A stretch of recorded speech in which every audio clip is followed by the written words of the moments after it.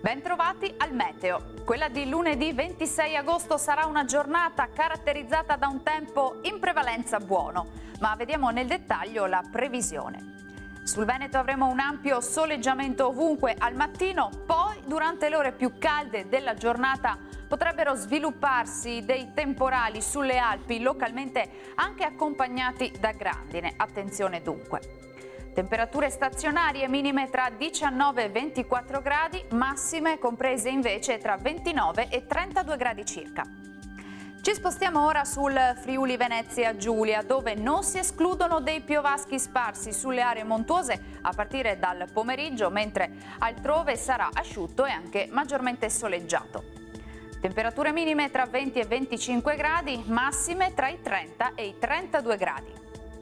Tempo instabile sul Trentino Alto Adige, con isolati acquazzoni in giornata alternati comunque a delle schiarite maggiormente asciutte.